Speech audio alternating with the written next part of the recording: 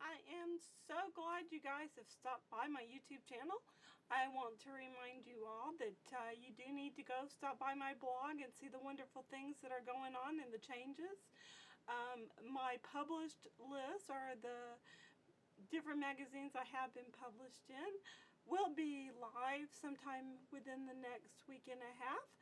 My husband is helping me to put that together in a Excel document so that not only the page numbers and descriptions of the items that I've had published are there, but a thumbnail of the magazine itself will be there as well.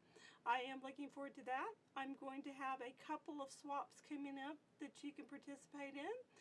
You can participate in them one of two ways. One, of course, is to respond here on YouTube, and the other one is to respond on my blog.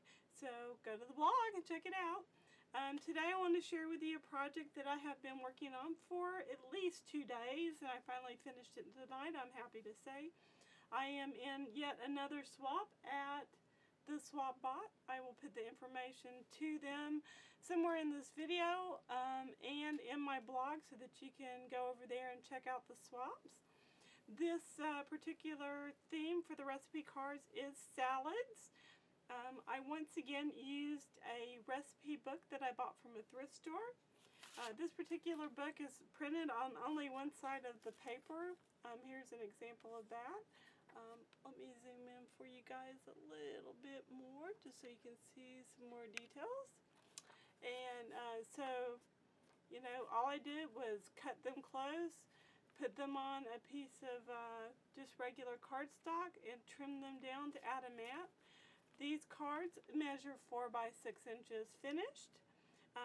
I used mostly scraps for this project so that I could use up some oddball pieces that I had, and I actually had enough scraps to make these all pretty much the same except for the Shrinky Dinks. The Shrinky Dinks are all cut from Shrinky Dink brand name plastic. The words are from Sizzix, and this little flower embellishment right here is actually a rubber stamp that I just stamped the one flower, colored it with Copic markers, and applied it to the card with glossy accents, and then I went over the top of it with glossy accents as well. So each person is going to be receiving 3 cards. One of them has an index tab on it, so that as they grow their collection, they will actually have tabs to separate the different sections. However they choose to keep these, whether that's in a recipe box or if they bind them. These would be very easy to punch a hole in and bind with an O-wire, an O-ring. So here are some more of the cards. This particular die is also a Sizzix die. This is called Where Women Cook. This one comes with a coordinating embossing folder, which I did not need for this application. I colored the handles in different colors. And the tops of them are just colored with a Copic marker in C5. These are also just one Copic marker per color. There's no blending involved with these at all. So we will just continue to go through these so you can kind of see each card and how they're pretty much coordinate with one another, but they still, as a set, go very well. I am looking forward to getting recipe cards back from the swap, obviously, so I can have some recipes of my own and a very special recipe box. And here are the sleeves I made for these recipe cards to go in. The 3 cards are just going to simply slip inside. The back part is pretty plain, as you can see, but yet it's still pretty.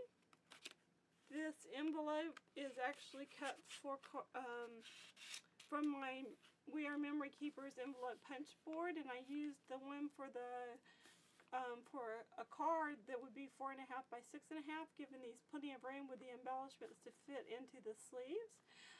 This friend die is also from Sizzix, as well as these 2 layer pieces. The rosette, the small rosette, is a Thinlit strip die. Once again, I used papers from my collection, and just cut those to size and added some ribbon. So there's that one.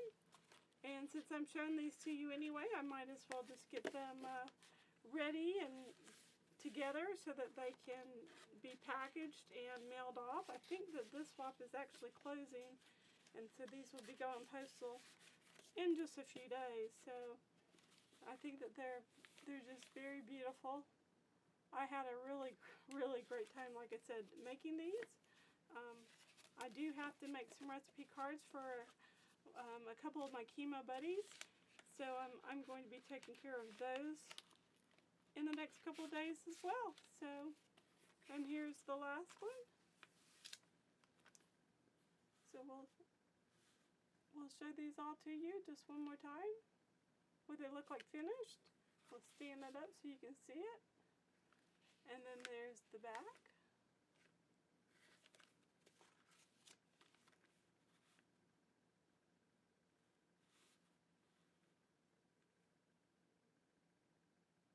I do have my studio lights on this evening, which I think is actually helping. I don't see that I'm getting too much of a glare or any really harsh lighting here. So thank you for joining me today. Like I said before, please go visit my blog, leave a comment, rate, comment, and subscribe here on YouTube. Thumbs up, and I appreciate your time. Have a great evening. Stamp happy. Have a great week. Be a blessing. And always be kind to one another. I'll talk to you soon. Thanks. Bye now.